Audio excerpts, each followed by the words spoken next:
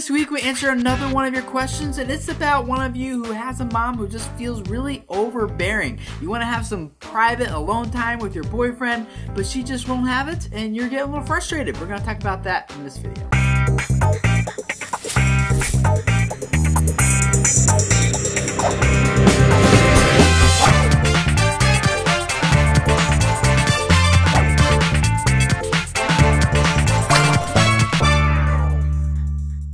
Hey guys, my name is Tim Schmoyer, and welcome to another week of Youth Questions, where every week we answer real questions from real teens about real life. And this week we have another great question from one of you guys that you submitted. I've tried talking to my mom about letting me sit alone with my boyfriend and having a conversation alone with him, since we are never alone, but she thinks that we are gonna make out and do other things, but we won't. She won't believe me when I tell her that. I don't know what to do. Please help me. I totally get and understand your frustration. I took your question and sent it off to a bunch of other youth workers from around the country, some of them parents, and they have some really good perspective and insight on this. Here's what they had to say.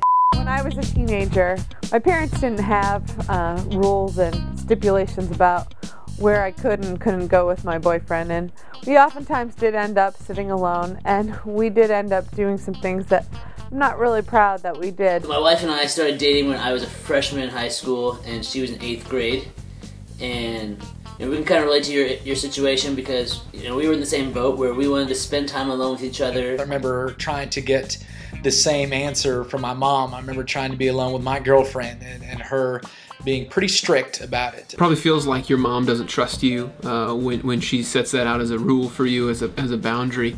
But really, I would think that she's probably just trying to protect you. I, as a parent, also have teenage boys, and one of the rules in our house was that if they had a girlfriend, that if they came over to the house, there had to be a neutral zone. Neutral zone is where they can sit and talk and have some privacy, but not completely out of our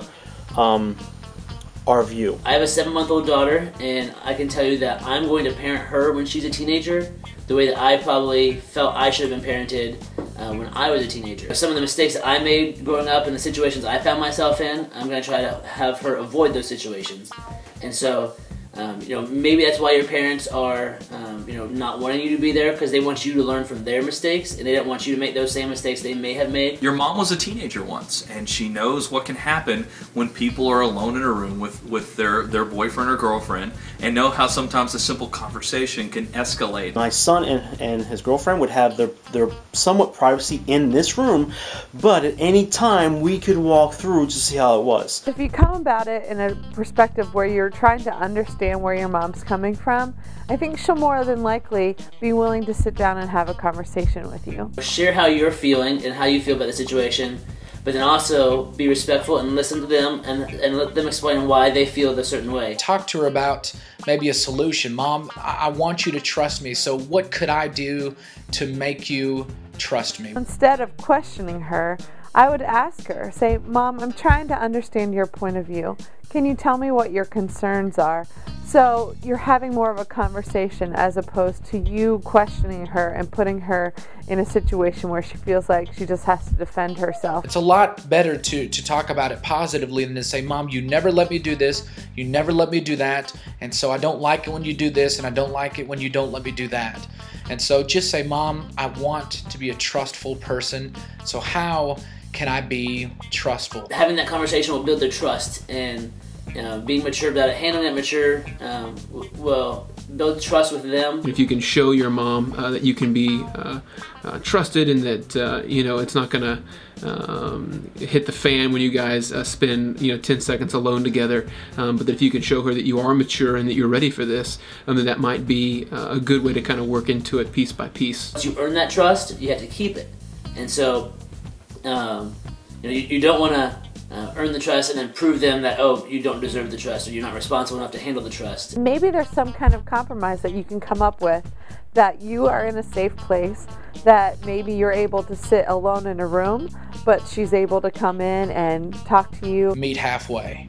Accommodate. That's what you do in relationships when you can't agree accommodate. Find some sort of middle ground. Maybe you can't be as alone as you want to, but maybe you could say, Mom, can you drive us to the park, and maybe you and Dad could go for a walk, and then me and my boyfriend could sit down on a bench and talk a little bit and kind of be alone. When you look at a situation, if you're alone in public, say if you're at the mall, you're in a restaurant or whatever, and you're having a conversation, you're alone, but yet there's still people around. You may be totally honest and you will not do anything at all. And you may be so upstanding that it's a shame that she's even thinking that.